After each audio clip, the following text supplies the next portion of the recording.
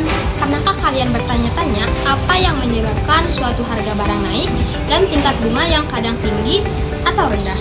Nah, kali ini kita akan membahas suatu topik yang cukup menarik, yaitu mengenai aliran monetaris. Nah, aliran monetaris merupakan pandangan dalam sebuah kegiatan ekonomi yang menekankan bahwa jumlah uang yang beredar memainkan peran penting dalam kegiatan ekonomi. Dalam pandangan monetaris ini, jumlah uang yang beredar merupakan faktor utama dalam mempengaruhi inflasi, pertumbuhan ekonomi, dan stabilitas ekonomi keseluruhan.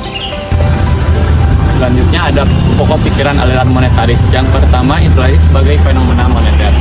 Menurut Milton Friedman, inflasi adalah fenomena moneter. Artinya, jika uang beredar lebih cepat dibandingkan produksi barang dan jasa, otomatis harga-harga akan naik. Yang kedua, peran kebijakan moneter. Menurut kaum monetaris, kebijakan moneter lebih efektif dibandingkan kebijakan fiskal.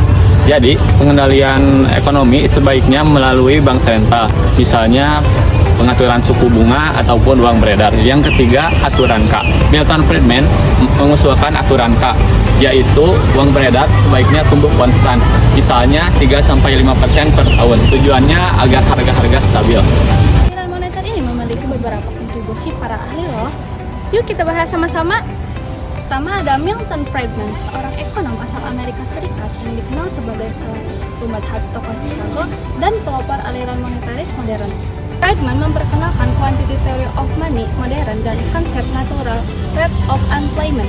Ia menekankan bahwa inflasi adalah sebuah fenomena moneter yang disebabkan oleh pertumbuhan uang yang beredar yang berlebihan.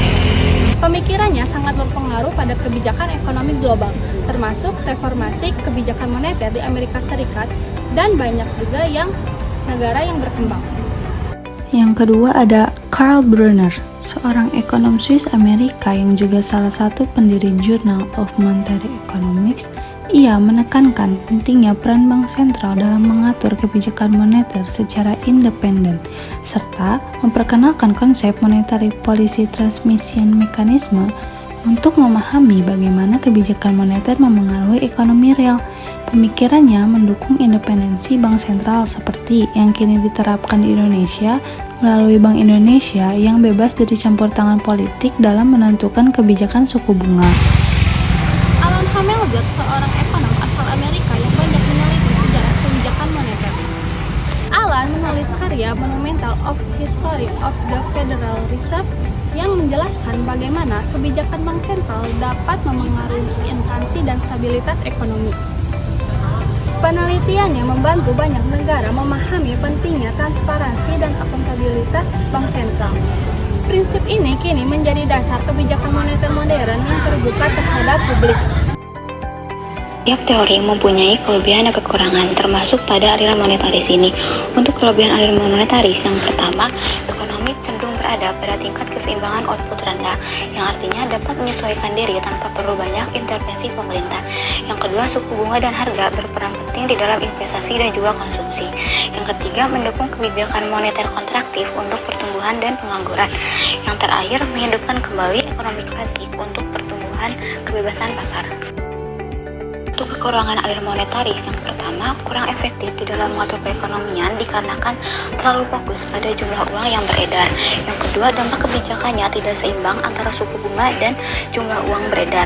Dan yang ketiga, sulit mengendalikan suku bunga dan uang secara bersamaan.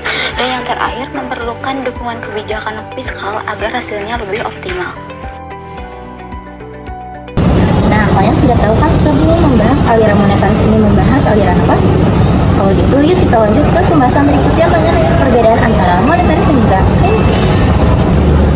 Aliran monetaris ini lebih menekankan kepada pentingnya pengendalian jumlah uang yang beredar untuk menjaga kestabilitasan harga dan menolak campur tangan pemerintah secara berlebihan. Sementara itu, aliran keynesian lebih menekankan peran aktif pemerintah dalam mengatur ekonomi melalui kebijakan fiskal seperti pengeluaran dan juga pajak untuk meningkatkan permintaan dan mengurangi pengangguran.